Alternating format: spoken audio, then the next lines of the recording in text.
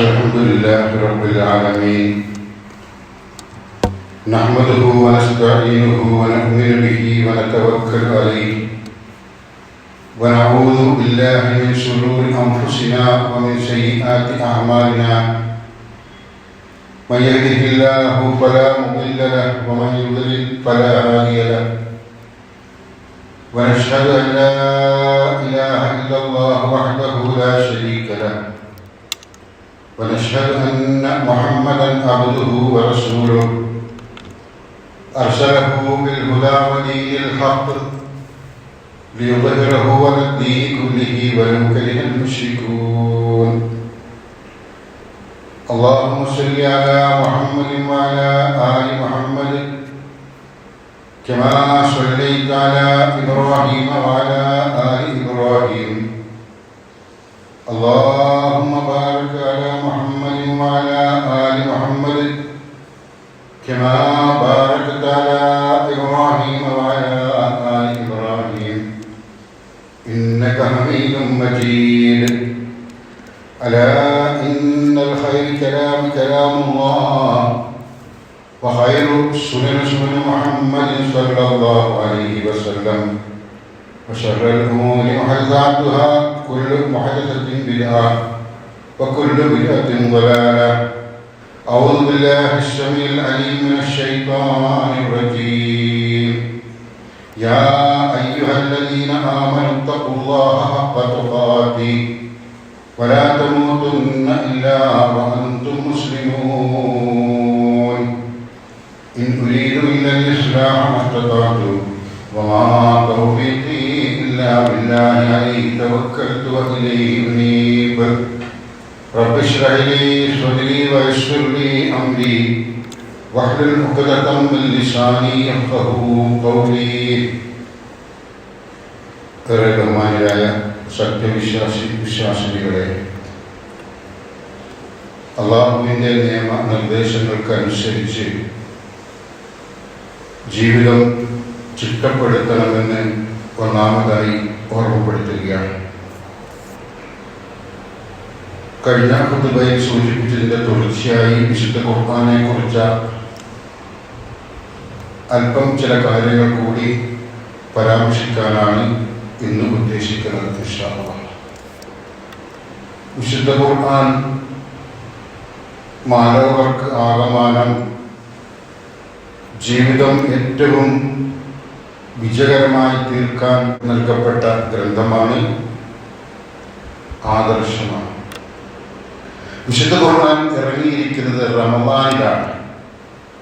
ഖുർആൻ അതേക്കുറിച്ച് സൂചിപ്പിക്കുന്ന ശഹ്റു റമളാനില്ലദീ ഉൻസില ഫീഹിൽ ഖുർആൻ ഹുദൻ ലിന്നാസി വബയ്യിനാത്തിൻ മിനൽ ഹുദാ വൽ ഫുർഖാൻ.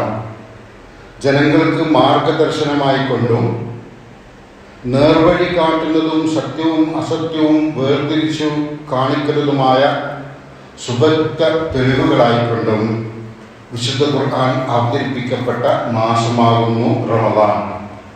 വിശുദ്ധ ഖുർആനെ കുറിച്ച് ഇവിടെ സൂചിപ്പിച്ച രണ്ട് കാര്യങ്ങൾ: ഒന്ന്, ജനങ്ങൾക്കത് മാർഗദർശനമാണ്; രണ്ട്, സത്യവും അസത്യവും വേർതിരിച്ച് കാണിക്കുന്നുണ്ട്. അത് സത്യം എന്താണ് എന്ന് തലമുകഞ്ഞ് ചിന്തിക്കേണ്ട ആവശ്യം മനുഷ്യന് വരാത്ത വിധത്തിൽ വിശുദ്ധ ഖുർആന്റെ താളുകൾ അവനെ ബോധ്യപ്പെടുത്തുന്നു.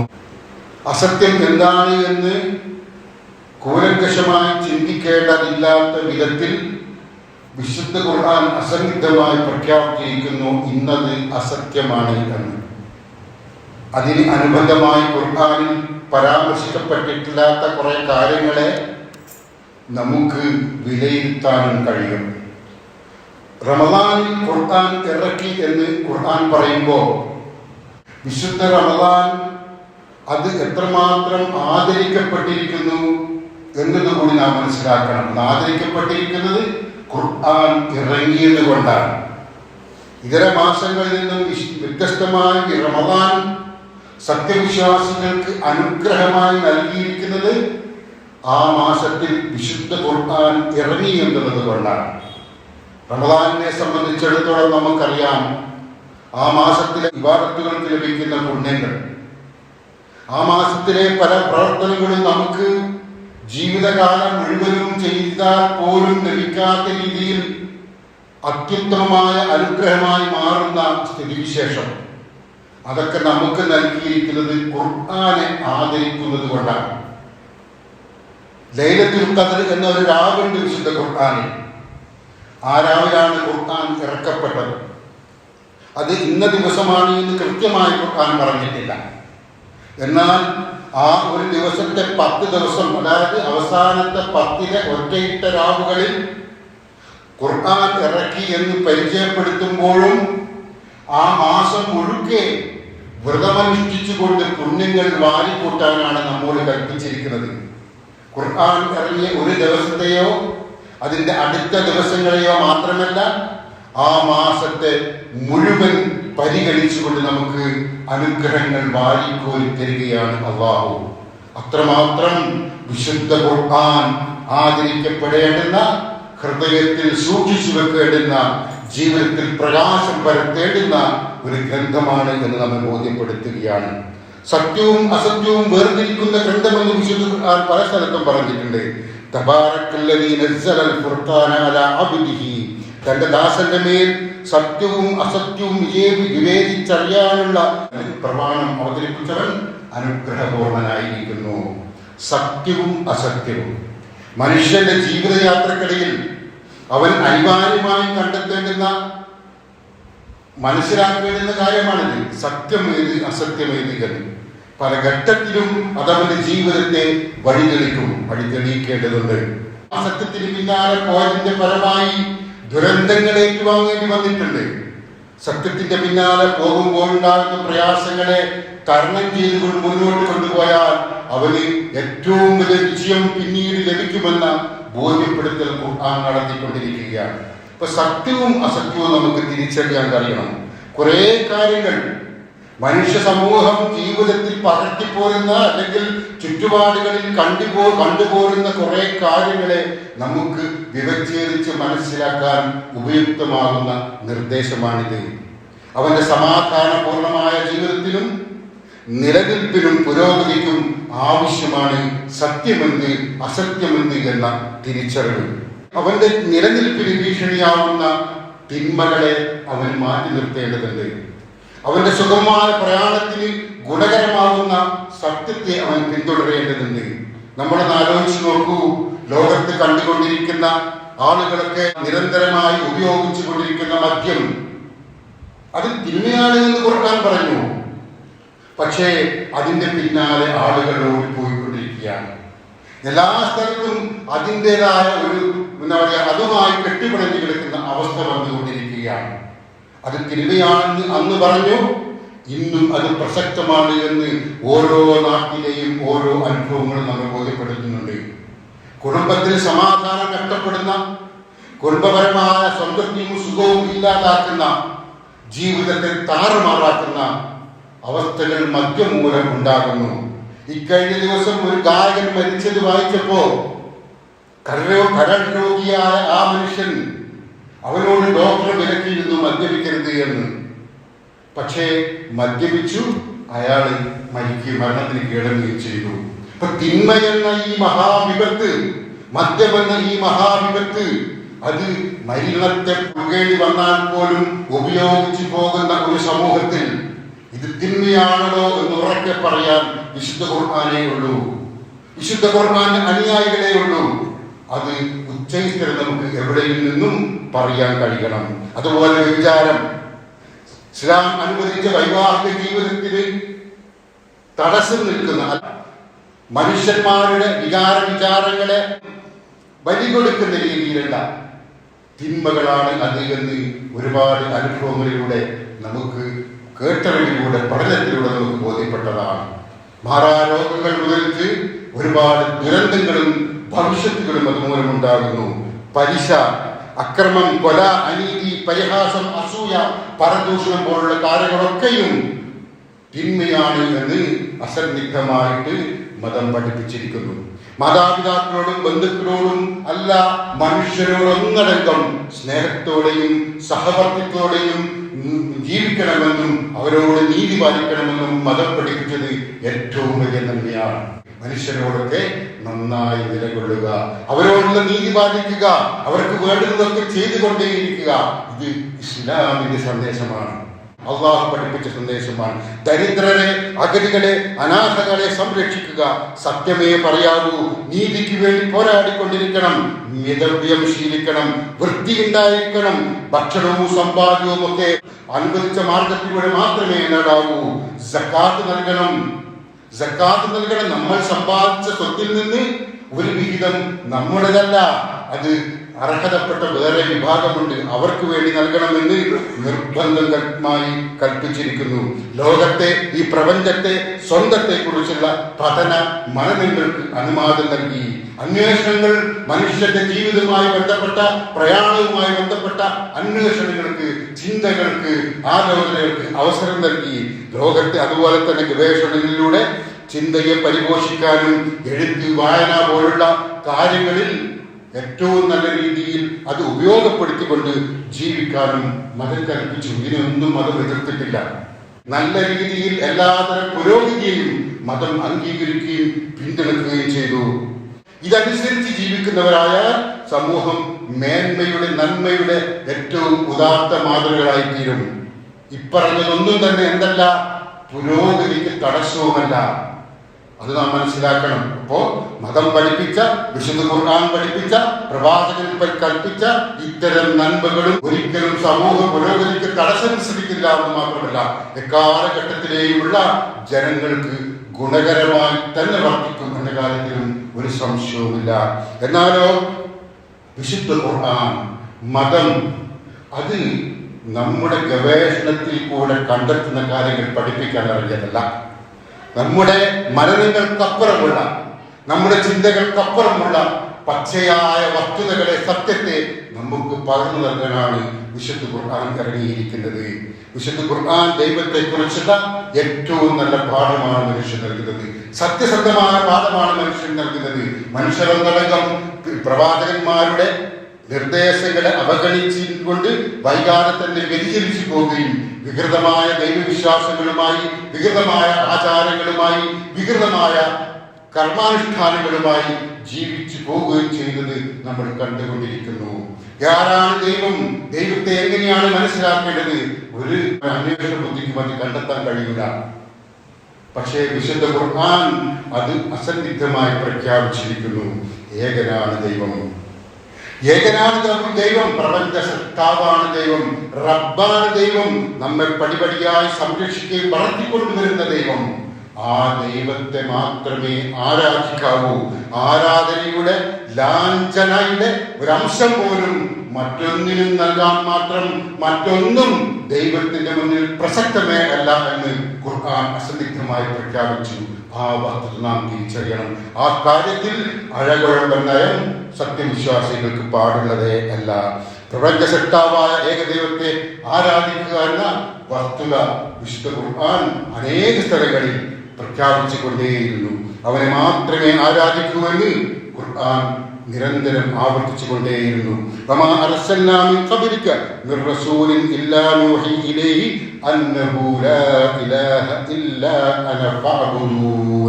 ഞാനല്ലാതെ യാതൊരു ദൈവവുമില്ല, അതിനാൽ എന്നെ നിങ്ങൾ ആരാധിക്കുക എന്ന ബോധനം നൽകിക്കൊണ്ടല്ലാതെ നിനക്ക് മുമ്പ് ഒരു ദൂതനെയും നാം അയച്ചിട്ടില്ല. ഒരുപാട് പ്രവാചകന്മാരുടെ ചരിത്രം വിശുദ്ധ ഖുർആനിലുണ്ട്. ചരിത്രം പഠിപ്പിച്ചു തരുന്ന, അല്ലാതെ ഭൗതികമായ ചരിത്രങ്ങൾ പഠിപ്പിച്ചു തരുന്ന കുറെ ദൈവദൂതന്മാരുടെ ചരിത്രവുമുണ്ട്. അവരൊക്കെ തന്നെയും വികൃതമാക്കപ്പെട്ടു പോയ ഒരുപാട് ദൂതന്മാരുടെ ചരിത്രം വേറെയുമുണ്ട്. ഈസാ നബിയെ പഠിപ്പിച്ച കാര്യമല്ല ഈസാ നബിയുടെ അനുയായികളെന്ന് വിശേഷിപ്പിക്കുന്ന ആളുകൾ ചെയ്തുകൊണ്ടിരിക്കുന്നത്. മൂസാ നബിയുടെ അനുയായികളുടെ അവസ്ഥയും അത് തന്നെയാണ്. മുഹമ്മദ് നബി സല്ലല്ലാഹു അലൈഹി വസല്ലമയുടെ അനുയായികളായി ജീവിക്കുന്ന ആളുകളിലും ഈ വ്യതിചലനം വന്നു പോയിട്ടുണ്ട്. അത്തരം വ്യതിചലനങ്ങളിൽ നിന്ന് രക്ഷപ്പെടാൻ, യഥാർത്ഥ വസ്തുതയിൽ നിന്ന് തിരിച്ചറിയാൻ ഖുർആനിലേക്ക് മടങ്ങുക, പ്രവാചകൻ പഠിപ്പിച്ച മാർഗത്തിലേക്ക് മടങ്ങുക എന്ന് തന്നെ വിശുദ്ധ ഖുർആൻ സൂചിപ്പിച്ചിരിക്കുന്നുണ്ട്. അപ്പോ എക്കാലഘട്ടത്തിലെയുമുള്ള പ്രവാചകന്മാർ പഠിപ്പിച്ചിരിക്കുന്നത് എന്നെ മാത്രമേ ആരാധിക്കാവൂ, അതിൽ ഒരാളെയും പങ്കു ചേർക്കരുത് എന്ന വസ്തുതയാണ്. പഠിച്ചവനെ കുറിച്ചുള്ള വ്യക്തമായ തിരിച്ചറിവ് അവന് നൽകി വിശുദ്ധ ഖുർആൻ എന്നുള്ളത് തന്നെയാണ് ഏറ്റവും വലിയ സവിശേഷത. അതുപോലെ തന്നെ മരണം, ജീവിച്ചു കൊണ്ടിരിക്കുന്ന നമ്മൾ ഒരു സുപ്രഭാതത്തിൽ മരിച്ചു പോകുന്നു. മരണശേഷം എന്ത് എന്നുള്ളത് നമ്മുടെ ബുദ്ധിക്ക് കണ്ടെത്താൻ കഴിയുന്ന കാര്യമല്ല, ശാസ്ത്ര ഗവേഷകർക്ക് കണ്ടെത്താൻ കഴിയുന്ന കാര്യമല്ല. അത് വിശുദ്ധ ഖുർആൻ പഠിപ്പിച്ചു. അതിനുശേഷം ഒരു ലോകമുണ്ട്, വിചാരണയുണ്ട്, ഒരു ലോകമുണ്ട്. ഇനി അങ്ങോട്ടുള്ള ജീവിതം ശാശ്വതമാണ്. അവിടെ രക്ഷയുണ്ട്, ശിക്ഷയുണ്ട്. നിങ്ങൾക്ക് ഏത് വേണം തിരഞ്ഞെടുക്കാനുള്ള അവസരമാണ് ഈ ലോക ജീവിതം, മരണത്തിന് മുമ്പുള്ള അവസ്ഥ എന്ന് വിശുദ്ധ ഖുർആൻ പഠിപ്പിച്ചു. വമൻ യക്ഫുർ ബിൽ ഈമാനി ഫഖദ് ഹബിത അമലുഹു വഹുവ ഫിൽ ആഖിറതി മിനൽ ഖാസിരീൻ. സത്യവിശ്വാസത്തെ ആരെങ്കിലും തള്ളിക്കളയുന്ന പക്ഷം അവന്റെ കർമ്മം നിഷ്ഫലമായി കഴിഞ്ഞു. പരലോകത്ത് അവൻ നഷ്ടം പറ്റിയവരുടെ കൂട്ടത്തിലായിരിക്കും. പരലോകത്ത് അവൻ നഷ്ടം പറ്റിയവരുടെ കൂട്ടത്തിലായിരിക്കും. ഇവിടെ നമ്മൾ ചെയ്യുന്ന കാര്യങ്ങൾ സത്യസന്ധമായിട്ടും സത്യത്തോടൊപ്പം നിന്നുകൊണ്ടുമുള്ളതാണെങ്കിൽ അവിടെ വിജയികളുടെ കൂട്ടത്തിലും, അല്ല എങ്കിൽ അവിടെ നഷ്ടക്കാരുടെ കൂട്ടത്തിലും ആയിരിക്കുമെന്ന് വിശുദ്ധ ഖുർആൻ സൂചിപ്പിച്ചിരിക്കുകയാണ്. ഈ ലോകത്തിനപ്പുറം മറ്റൊരു ലോകമുണ്ട്. കൊടിയ അക്രമി ഈ ലോകത്ത് നിന്ന് രക്ഷപ്പെട്ടാൽ, ഒരുപാട് അക്രമികൾ ജീവിച്ചു പോയ നാടാണിത്. സ്വാധീനങ്ങൾ കൊണ്ട് അവർ പിടിക്കപ്പെടാതെ, അവർ ശിക്ഷ ഏറ്റുവാങ്ങാൻ കഴിയാതെ വിലസിപ്പോയ നാടാണിത്. പക്ഷേ അവരൊക്കെയും പിടിക്കപ്പെടുന്ന, അവരെയൊക്കെയും പിടികൂടുന്ന ഒരു നാടുണ്ട് എന്ന സന്തോഷ വാർത്ത വിശുദ്ധ ഖുർആൻ അവതരിപ്പിച്ചിരിക്കുന്നു. നന്മകൾ പൂത്തുലഞ്ഞ ജീവിതം നയിച്ച, അപ്പേരിൽ ഒരുപാട് കഷ്ടനഷ്ടങ്ങൾ സഹിച്ച, സത്യസന്ധമായി ജീവിക്കുകയും സത്യത്തോടൊപ്പം നിൽക്കുകയും ചെയ്ത, അപ്പേരിൽ ഒരുപാട് പ്രയാസങ്ങൾ അനുഭവിച്ച ആളുകൾക്ക് അവിടെ സന്തോഷകരമായ ജീവിതമുണ്ട് എന്ന വസ്തുത ഖുർആൻ നമ്മെ ഓർമ്മപ്പെടുത്തുന്നു. നമ്മെ സഹായിക്കുമെന്ന് പ്രതീക്ഷിച്ച ആളുകളൊക്കെ നമ്മെ കൈവടിയുന്ന ഒരു ഘട്ടം, നമ്മെ ഏത് പ്രയാസത്തിലും താലോലിച്ചു കൊണ്ടിരിക്കുന്ന നമ്മുടെ മാതാപിതാക്കളടക്കം നമ്മെ തിരിഞ്ഞു നോക്കാത്ത ഒരു നാൾ, അത്യന്തം ഭയാനകമായ ഒരു നാൾ. ആ നാളിൽ ഏകനായ സൃഷ്ടാവ് മാത്രം നമ്മുടെ രക്ഷക്കായി ഉണ്ടാകും. ഇവിടെ നല്ല ജീവിതം നയിച്ചാൽ അപ്പോ എന്തൊക്കെയാണ് അവിടെ വിജയിക്കാൻ എന്ന് നമ്മെ പഠിപ്പിക്കുന്നതാണ് വിശുദ്ധ ഖുർആൻ. വിശ്വാസ കാര്യങ്ങളെ കുറിച്ച് പകർന്നുന്ന അറിവും മനുഷ്യപ്രകൃതി കണ്ടറിഞ്ഞുകൊണ്ടിരുന്നതാണെന്ന് തിരിച്ചറിവും സ്വന്തത്തെയും പ്രപഞ്ചത്തെയും ഒക്കെ പഠിക്കാനുള്ള പ്രേരണയാക്കി തീർത്തു. അതുപോലെ നമ്മുടെ കൺമുമ്പിൽ കാണുന്ന വിവിധ മതവിശ്വാസികൾ, ദൈവവിശ്വാസികൾ, അവർ ഒന്നിക്കുന്ന ഒരു പോയിന്റ്, ആ പോയിന്റിനെ ഖുർആൻ സൂചിപ്പിക്കുന്നു. ഖുൽ യാ അഹ്ലൽ കിതാബി തആലു ഇലാ കലിമത്തിൻ സവാഇൻ ബൈനനാ വബൈനകും അല്ലാ നഅബുദ ഇല്ലല്ലാഹ വലാ നുശ്രിക ബിഹി ശൈആ വലാ യത്തഖിദ ബഅദുനാ ബഅദൻ അർബാബൻ മിൻ ദൂനില്ലാഹ്. പറയുക, വേദക്കാരെ, ഞങ്ങൾക്കും നിങ്ങൾക്കുമിടയിൽ സമമായുള്ള ഒരു വാക്യത്തിലേക്ക് നിങ്ങൾ വരികയും. എല്ലാ മതവിശ്വാസികളും ദൈവവിശ്വാസികളാണ്. ദൈവത്തെ കുറിച്ച വികൃതമായ ചിന്ത അവർക്കിടയിൽ ഉണ്ടെങ്കിൽ പോലും ഏകനായ ദൈവത്തിൽ എല്ലാവരും വിശ്വസിക്കുന്നു. ആ ഒരു ഉന്നതമായ മൂല്യത്തിലേക്ക് എല്ലാവരും യോജിക്കുന്നതിലേക്ക് നിങ്ങൾ വരൂ. ഇപ്പൊ ദൈവത്തെ, ഏകനായ ദൈവത്തിലേക്ക് നിങ്ങൾ വിശ്വസിക്കുമ്പോൾ മറ്റു പലതും നിങ്ങൾ കൈയൊഴിക്കേണ്ടി വരും. മതത്തിന്റെ പേരിൽ നിങ്ങൾ അനുഷ്ഠിച്ചു വന്ന മറ്റ് രീതികളൊക്കെ നിങ്ങൾ ഒഴിവാക്കേണ്ടി വരും. എന്നിട്ട് പറയുന്ന, വേദക്കാരെ, ഞങ്ങൾക്കും നിങ്ങൾക്കും ഇടയിൽ സമമായുള്ള ഒരു വാക്യത്തിലേക്ക് നിങ്ങൾ വരികയും, അതായത് അള്ളാഹു അല്ലാതെ നാം ആരാധിക്കാതിരിക്കുകയും അവനോട് യാതൊന്നിനെയും പങ്ക് ചേർക്കാതിരിക്കുകയും നമ്മളിൽ ചിലരെ അള്ളാഹുവിന് പുറമെ രക്ഷിതാക്കളാക്കാതിരിക്കുകയും ചെയ്യുന്ന എന്ന തത്വത്തിലേക്ക് നിങ്ങൾ തിരിച്ചു വരൂ എന്ന്. അപ്പൊ ഇതൊക്കെ എല്ലാവരും അംഗീകരിച്ചു കൊണ്ടിരുന്നതാണ്. അത് പിൽക്കാലത്ത് തന്നിഷ്ടമനുസരിച്ച് വികൃതമാക്കിക്കൊണ്ടിരുന്നു എന്നർത്ഥം. ലോകത്ത് ആരും നൽകാത്ത വലിയ മാനവിക സന്ദേശം. മനുഷ്യരെ, നിങ്ങൾ ഒരേ ആണിൽ നിന്നും പെണ്ണിൽ നിന്നുമാണ് എന്ന വസ്തുത. ഒരു വ്യത്യാസവുമില്ല. നിങ്ങൾ സഹോദരന്മാരൊപ്പം ജീവിക്കേണ്ടതാണ്. കൊണ്ടും കൊടുത്തും വേണ്ടപ്പെട്ട ആളുകളായി ജീവിക്കേണ്ടതാണ്. നിങ്ങൾക്കിടയിലെ വൈവിധ്യങ്ങൾ നിങ്ങളെ അകറ്റാനോ നിങ്ങൾ തമ്മിൽ സംഘർഷം സൃഷ്ടിക്കാനോ ഉള്ളതേ അല്ല. ഇന്ന അക്രമക്കും അത്ഖാക്കും, നിങ്ങളിൽ ശ്രേഷ്ഠത ആർക്കാണോ സൂക്ഷ്മതയോടെ ജീവിക്കുന്നവന് മാത്രമാണ് എന്നും ഖുർആൻ സൂചിപ്പിച്ചു. മറ്റാരും ലോകത്ത് പറയാത്ത വലിയ മാനവിക സന്ദേശം ആ ഖുർആനിൽ ലോകത്തുള്ള ജനങ്ങൾ ഒന്നടങ്കം കൈവരിച്ചാൽ പോലും യുരീദൂന അൻ യുത്ഫിഉ നൂറല്ലാഹി ബിഅഫ്വാഹിഹിം വല്ലാഹു മുത്തിമ്മു നൂരിഹി വലൗ കരിഹൽ കാഫിറൂൻ. അവർ അവരുടെ വായ കൊണ്ട് അല്ലാഹുവിന്റെ പ്രകാശം കെടുത്തിക്കളയാനാണ് ഉദ്ദേശിക്കുന്നത്. ഒരുപാട് കാര്യങ്ങൾ നാം വർത്തമാനകാലത്ത് കേട്ടുകൊണ്ടിരിക്കുകയാണ്.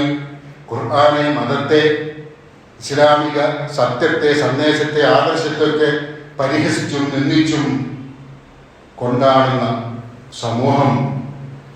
ഖുർആൻ പറയുന്നു അവരുടെ ഈ സത്യത്തെ, ഈ പ്രകാശത്തെ ഊതിക്കെടുത്തി കളയാമെന്നാണ് അവർ ഉദ്ദേശിക്കുന്നത്.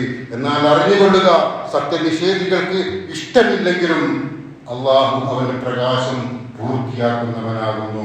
ഇപ്പൊ നമ്മൾ ആരും ഖുർആന്റെ ഈ ആദർശമനുസരിച്ച് ജീവിക്കുന്നില്ലെങ്കിൽ പോലും ഇത് അള്ളാഹു സംരക്ഷിക്കും. അള്ളാഹുവിന്റെ കലാമാണ് ഖുർആൻ. ആ വിശുദ്ധ ഖുർആന്റെ സന്ദേശങ്ങൾ അക്ഷരം പ്രതി അനുസരിച്ച് ജീവിക്കുന്ന മുവഹ്ഹിദുകളുടെ, മുത്തഖികളുടെ കൂട്ടത്തിൽ അള്ളാഹു നമ്മൾ ഉൾപ്പെടുത്തുമാറാവട്ടെ.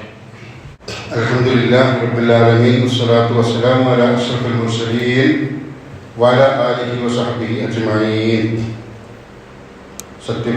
വിശ്വാസികളെ ഒരിക്കൽ കൂടി ഓർമ്മപ്പെടുത്തുകയാണ്, അള്ളാഹുവിന്റെ നിയമ നിർദ്ദേശങ്ങൾക്കനുസരിച്ചുള്ള ജീവിതമായിരിക്കണം നാം ജീവിക്കേണ്ടത്. وعن أبي سعيد الخدري رضي الله عنه قال أن رسول الله صلى الله عليه وسلم قال لأصحابه أيعذر أحدكم أن يقرأ بثلث القرآن في ليلة. അബൂ സഈദ് ഖുദരിയിൽ നിന്ന് നിവേദനം ചെയ്യുന്ന ഹദീസാണ്. നബി സല്ലല്ലാഹു അലൈഹി വസല്ലം തന്റെ അനുചരന്മാരോട് ചോദിച്ചു, ഖുർആനിലെ 1/3 ഒരു രാത്രിയിൽ പാരായണം ചെയ്യാൻ നിങ്ങൾക്ക് കഴിയൂലേ? അപ്പൊ പറഞ്ഞു അലൈഹിം, അവർ എന്താ പറയാ, അതിന് പ്രയാസം തോന്നി അവർക്ക്. അവർ പറഞ്ഞു, വഖാലു അയ്യുനാ യുതീഖു ദാലിക യാ റസൂലല്ലാഹ്, അല്ലാഹുവിന്റെ ദൂതരെ, ഞങ്ങളിൽ ആർക്കാണ് അതിന് കഴിയുക? ഒരു രാത്രി അത് ഒരു തീർക്കാന്ന് പറഞ്ഞാൽ പ്രയാസകരമായ കാര്യം തന്നെയാണ്. അപ്പോൾ പ്രവാചകൻ സല്ലല്ലാഹു അലൈഹി വസല്ലം പറഞ്ഞു കൊടുത്തു ഫഖാല ഖുൽ ഹുവല്ലാഹു അഹദ് അല്ലാഹുസ് സമദ് സുൽസുൽ ഖുർആൻ. ഖുൽ ഹുവല്ലാഹു അഹദ് അല്ലാഹുസ് സമദ് എന്ന് തുടങ്ങുന്ന സൂറത്ത് ഖുർആനിന്റെ 1/3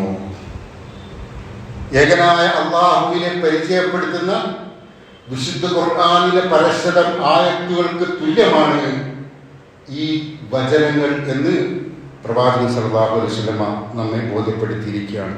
ഖുൽ പറയുക, പ്രഖ്യാപിക്കുക. ഖുൽ പ്രഖ്യാപിച്ചുകൊള്ളുക, നിങ്ങൾ പറഞ്ഞുകൊള്ളുക. ഹുവല്ലാഹു അഹദ്, അവൻ അല്ലാഹു ഏകനാണ്, ഒരുവനാണ്. അല്ലാഹുസ് സമദ്, അവൻ എല്ലാവർക്കും ആശ്രയം നൽകുന്നവനാണ്. അവൻ പരാശ്രയമുക്തനാണ്. അവനെ എല്ലാവരും എല്ലാം ആശ്രയിക്കുന്നു. പക്ഷേ അവൻ ആരെയും ആശ്രയിക്കുന്നില്ല.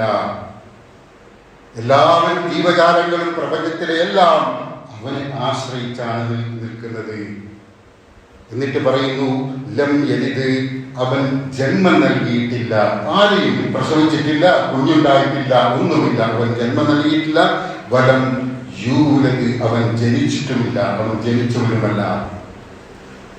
ആർക്കും ജന്മം നൽകിയിട്ടില്ല, ആരുടെയും സന്താനവുമായിട്ട് വന്നവരുമല്ല. സന്താനം, ദൈവത്തിന്റെ മക്കൾ എന്ന പദപ്രയോഗം അപകടകരമായ ഒരു വാക്കാണ്. ശ്രദ്ധിക്കണം കേട്ടോ. നമ്മൾ ദൈവത്തിന്റെ അടിമകളാണ്, ദാസന്മാരാണ്, ദാസികളാണ്. അതുപോലെ അതല്ലാതെ ദൈവത്തിന്റെ മക്കൾ, അത് ആ രീതിയിലൊക്കെ പല പ്രയോഗങ്ങളും നടന്നു വരുന്നുണ്ട്. ചില ആളുകൾ, മഹാഭൂരിപക്ഷം വരുന്ന ആളുകൾ ദൈവത്തിന് സന്താനത്തെ സങ്കല്പിച്ചുകൊണ്ട് ത്രിയേകത്വമൊക്കെ വാദിച്ചുകൊണ്ട് വിശ്വാസ പ്രമാണമായി കൊണ്ടു നടക്കുന്നുണ്ട്. പക്ഷേ അള്ളാഹു ഏറ്റവും അധികം കോപിച്ചൊരു വിഷയമാണ്. ദൈവത്തിന്റെ മക്കളെന്ന പ്രയോഗം തന്നെ ആരും നടത്തരുത്. ആരുടെയും പിതാവോ ആരുടെയും മകനോ അല്ല അള്ളാഹുവിന് ഖുർആൻ അസന്നിഗ്ധമായി പ്രഖ്യാപിക്കുകയാണ്. വലം യകുൽ ലഹു കുഫുവൻ അഹദ്, അവന് തുല്യനായി ആരും ഇല്ല. ഈ ഖുർആൻ സൂറത്തുൽ ഇഖ്ലാസിലെ ഈ വചനങ്ങൾ, വിശുദ്ധ തൗഹീദിന്റെ ഈ വചനങ്ങൾ, അത് പല സന്ദർഭങ്ങളിലും പാരായണം ചെയ്യണമെന്ന് നമ്മെ ബോധ്യപ്പെടുത്തിയിട്ടുണ്ട്. അതിലൊന്ന് ഫർദ് നമസ്കാരാനന്തരം സൂറത്തുൽ ഇഖ്ലാസും ഫലഖും അന്നാസും, ഖുൽ ഹുവല്ലാഹു അഹദ്, ഖുൽ അഊദു ബിറബ്ബിൽ ഫലഖ്, ഖുൽ അഊദു ബിറബ്ബിൻ നാസ് എന്ന് തുടങ്ങുന്ന 3 സൂറത്തുകൾ എല്ലാ ഫർദ് നമസ്കാരാനന്തരവും ഓതുക. സുബഹി നമസ്കാരത്തിലും മഗ്‌രിബ് നമസ്കാരത്തിലും അത് 3 വട്ടം ഓതുക. പ്രവാചകൻ നിർദ്ദേശിച്ച ഒരു കാര്യമാണ്. മാത്രമല്ല മറ്റൊന്ന്, രാത്രി ഉറങ്ങാൻ കിടക്കുമ്പോൾ പറഞ്ഞ 3 സൂറത്തുകളും 3 പ്രാവശ്യം വീതം ഓതിയിട്ട് കൈകളിൽ ഊരി ശരീരത്തിൽ തടവിയിരുന്നു പ്രവാചകൻ സല്ലല്ലാഹു അലൈഹി വസല്ലം. അതുപോലെ ഒരു സ്വഹാബി ഖുർആൻ പാരായണം ചെയ്യുന്ന ഘട്ടങ്ങളിലൊക്കെയും അവസാനമായിട്ട് ഖുൽ ഹുവല്ലാഹു അഹദ് ഓതുമായിരുന്നു. പ്രവാചകൻ സല്ലല്ലാഹു അലൈഹി വസല്ലം ചോദിച്ചപ്പോൾ അദ്ദേഹം പറഞ്ഞു, എനിക്ക് ഇതിനോട് വല്ലാത്തൊരു ഇഷ്ടം, അതുകൊണ്ടാണ്. അപ്പോൾ പ്രവാചകൻ പറഞ്ഞു, ഇന്ന ഹുബ്ബഹാ അദ്ഖലത് ജന്ന, അതിനോടുള്ള താങ്കളുടെ സ്നേഹം താങ്കളെ സ്വർഗത്തിൽ പ്രവേശിപ്പിക്കുക തന്നെ ചെയ്യും. താങ്കളെ സ്വർഗത്തിൽ പ്രവേശിപ്പിക്കുക തന്നെ ചെയ്യും. ഒരുപാട് വർത്തമാനങ്ങൾ പറയുന്ന, ഒരുപാട് കാര്യങ്ങളെ കുറിച്ച് അനാവശ്യമായി ചർച്ചകൾ ചെയ്തുകൊണ്ടിരിക്കുന്ന ആളുകളാണ് നാം. ചർച്ചകൾ ആവശ്യമാണ്, വർത്തമാനം ആവശ്യമാണ്. പക്ഷേ അതിനിടയിൽ പോലെങ്കിലും 1 മിനിറ്റ് പോലും വേണ്ടതില്ലാത്ത ഈ വചനങ്ങളെ ഹൃദിസ്ഥമാക്കുകയും അതിൻ്റെ അർത്ഥം മനസ്സിലാക്കിക്കൊണ്ട് ഉൾക്കൊണ്ടുകൊണ്ട് പാരായണം ചെയ്യുകയും ചെയ്താൽ വമ്പിച്ച പ്രതിഫലമാണ് നമ്മെ കാത്തിരിക്കുന്നത് എന്ന് നാം തിരിച്ചറിയുക. അനേക സമയത്ത് പാരായണം ചെയ്യാൻ വേണ്ടി നിർദ്ദേശിക്കപ്പെട്ട ഒരു സൂറത്താണ് സൂറത്തുൽ ഇഖ്ലാസ്. വിശുദ്ധമായ തൗഹീദിന്റെ സന്ദേശമാണ് അത്. ഉൾക്കൊണ്ടുകൊണ്ട് ജീവിതം ക്രമപ്പെടുത്താൻ വേണ്ടി പരിശ്രമിക്കുക. അല്ലാഹു അനുഗ്രഹിക്കുമാറാവട്ടെ. ബഹുമാനരെ, നമുക്കൊക്കെ അറിയാം ഡോക്ടർ ഷാൻ, വലിയൊരു ഡോക്ടറാണ് അദ്ദേഹം. മെഡിക്കൽ കോളേജിലെ ഡോക്ടർ എന്ന് പറയുമ്പോൾ സ്വാഭാവികമായും ശരീരഘടനയെക്കുറിച്ച് ഏറെ അറിവുള്ള ആളുകളാണ്. വിശുദ്ധ ഖുർആൻ ശരീരഘടനയെ പ്രതിപാദിക്കുന്നുണ്ട്. അവയെക്കുറിച്ചുള്ള തിരിച്ചറിവിലൂടെ ഏകനായ ദൈവത്തെ തിരിച്ചറിഞ്ഞ് പരിപൂർണ ഇഖ്ലാസോടെ വിശുദ്ധനായ ഡോക്ടറായി ജീവിക്കുമ്പോഴും ജനങ്ങൾക്ക് സന്ദേശങ്ങൾ എത്തിച്ചുകൊണ്ടേയിരിക്കുന്ന വ്യക്തിത്വമാണ് ഡോക്ടർ ഷാൻ. അദ്ദേഹം ഇന്ന് ഹൃദയ സംബന്ധമായ ഒരു അസുഖം വന്നിട്ട് ഇത്ര ഹോസ്പിറ്റലിൽ അഡ്മിറ്റ് ആയിരിക്കുകയാണ്. അദ്ദേഹത്തിൻ്റെ പ്രഭാഷണങ്ങളൊക്കെ കേൾക്കുന്നവർക്കറിയാം, 5 മിനിറ്റോ 10 മിനിറ്റോ ഉള്ള വാക്കുകളായപ്പോഴും അത് കേട്ട് കഴിയുമ്പോൾ നമുക്ക് തന്നെ നമ്മുടെ എന്താ പറയുക ഹൃദയം വികസിക്കും, നമുക്ക് തന്നെ ഭക്തി വർദ്ധിക്കും. അത്രമാത്രം ഹൃദയസ്പർശിയായ വാക്കുകൾ കൊണ്ട് സമൂഹത്തെ സമുദ്ധരിക്കുന്ന വ്യക്തിത്വമാണ് അദ്ദേഹം. അള്ളാഹു അദ്ദേഹത്തിൻ്റെ അസുഖം എളുപ്പം ശിഫയാക്കി കൊടുക്കുകയും ഇനിയും തുടർന്ന് ഈ സമൂഹത്തിൽ സത്യസന്ദേശം പ്രചരിപ്പിക്കാനുള്ള ദൗത്യം നിർവഹിക്കാൻ കഴിവ് നൽകുകയും ചെയ്യുമാറാവട്ടെ. اللهم اشف أنت الشافي لا شفاء إلا شفاؤك شفاء لا يغادر سقما. കരുണാമയനാഥ, നീ ഞങ്ങളുടെ പാപങ്ങൾ പുറത്തു തരണമേ നാഥ. നിങ്ങളുടെ മാതാപിതാക്കൾക്ക് നീ നന്മകൾ പ്രദാനം ചെയ്യണമേ നാഥ. അവരുടെ പ്രയാസങ്ങൾ നീക്കിക്കൊടുക്കണമേ നാഥ. അവരെയും ഞങ്ങളെയും ഇഹത്തിലും പരത്തിലും സന്തോഷകരമായ അവസ്ഥയിൽ ആക്കി തരണമേ നാഥ. ഞങ്ങളിൽ പിരിഞ്ഞുപോയ ഞങ്ങളുടെ മാതാപിതാക്കൾക്ക് നീ മഹഫറത്ത് നൽകണമേ നാഥ. അവർ അറിഞ്ഞും അറിയാതെയും വന്നുപോയ തെറ്റുകുറ്റങ്ങൾ നീ പുറത്തു മാപ്പാക്കി കൊടുക്കണമേ നാഥ. അവരെയും ഞങ്ങളെയും നീ സ്വർഗത്തിൽ ഒരുമിച്ച് കൂട്ടിത്തരണമേ നാഥ. ഞങ്ങളുടെ വേണ്ടപ്പെട്ട മക്കള്, ഇണകള്, കുടുംബക്കാർ, സുഹൃത്തുക്കൾ പോലുള്ള ആളുകൾ പിരിഞ്ഞു പോയിട്ടുണ്ട് നാഥ. ഈ ലോകത്ത് നിന്ന് പിരിഞ്ഞു പോയിട്ടുണ്ട് നാഥ. അവരിൽ വന്നുപോയ പാപങ്ങളൊക്കെ നീ പുറത്തു കൊടുക്കണമേ. അവരോടെയും ഞങ്ങളെയും നീ സ്വർഗത്തിൽ ഒരുമിച്ച് കൂട്ടിത്തരണമേ നാഥ. കടുത്ത പരീക്ഷണങ്ങളെ തൊട്ട് ഞങ്ങളെ നീ കാത്തിരക്ഷിക്കണേ അല്ലാഹുവേ. മാരക രോഗങ്ങളെ തൊട്ട് ഞങ്ങളെ നീ കാത്തിരക്ഷിക്കുമാറാവണമേ നാഥ. അതുപോലെ അപകടം, കടം പോലുള്ള പ്രയാസകരമായ അവസ്ഥയെ തൊട്ട് ഞങ്ങളെ നീ കാത്തിരക്ഷിക്കണമേ റബ്ബേ. ഏത് പ്രയാസഘട്ടത്തിലും സത്യവിശ്വാസം അനുസരിച്ച് ജീവിക്കുന്ന മുവഹ്ഹിദുകളുടെ കൂട്ടത്തിൽ ഞങ്ങൾ നീ ഉൾപ്പെടുത്തണമേ. ലോകത്ത് പീഡനം അനുഭവിക്കുന്ന വിശ്വാസികൾക്ക് നീ സുരക്ഷിതത്വവും കാരുണ്യവും സംരക്ഷണവും നൽകണമേ നാഥ. ഇസ്ലാമിനെ തെറ്റിദ്ധരിപ്പിക്കുന്ന കുതന്ത്രക്കാരുടെ കുതന്ത്രങ്ങളെ നീ ഫലശൂന്യമാക്കണമേ അല്ലാഹ്. اللهم اغفر للمؤمنين والمؤمنات والمسلمين والمسلمات والأحياء منكم والأموات إنك مجيب الدعوات ويا قاضي الحاجات. اللهم أعز الإسلام والمسلمين وأذل الشرك والمشركين. ربنا اغفر لنا ذنوبنا وإسرافنا في أمرنا وثبت أقدامنا وانصرنا على القوم الكافرين. ربنا آتنا في الدنيا حسنة وفي الآخرة حسنة وقنا عذاب النار. آمين آمين برحمتك يا أرحم الراحمين.